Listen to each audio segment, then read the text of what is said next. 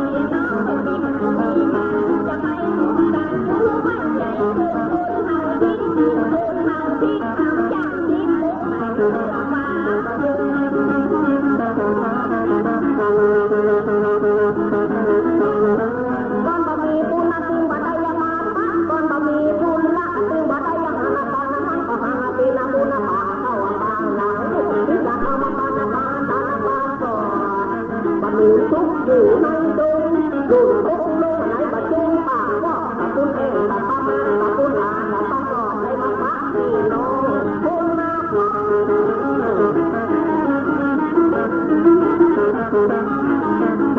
ก็ที่นักเอาว่าตอนป้ากันน้ำมันนั่งเอาปะเจ้กันนั่งหัวมันม้วนดีแต่วันนี้น้องสามัคคีขึ้นกับเมืองรุ่งเรืองกับตั้งที่ไหนๆก็มาพักใส่กันให้ก็ว่าต่างเลยมาจูด้วยกัน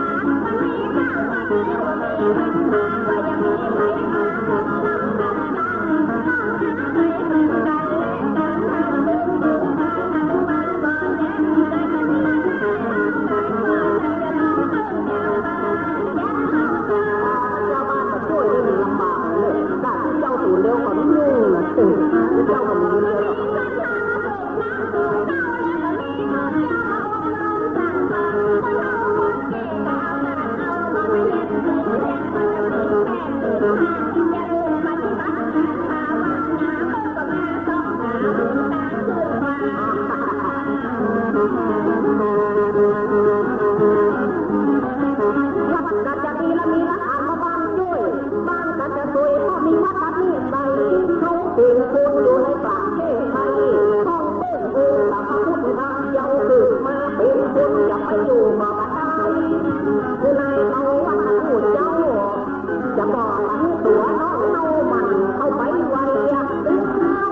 ค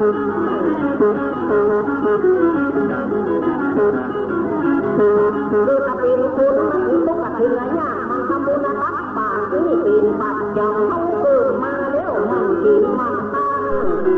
บอกคือนายมันแก่ก็ยังเลี้ยงตาที่เขาบุญมาเป็นตัวกินตัวจะเป็นยังก็กินเอง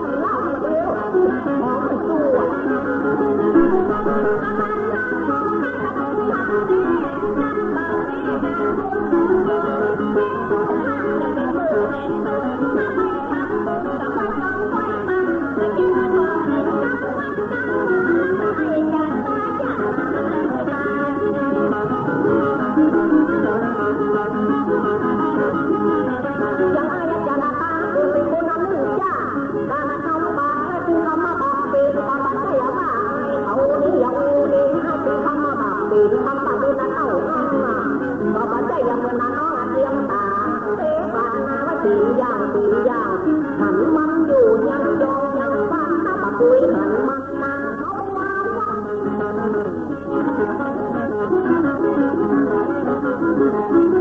กระเตะเตียงไปเหมือนกับน้องเตียงตาให้มาใจหายหน้าหายตาคือเขา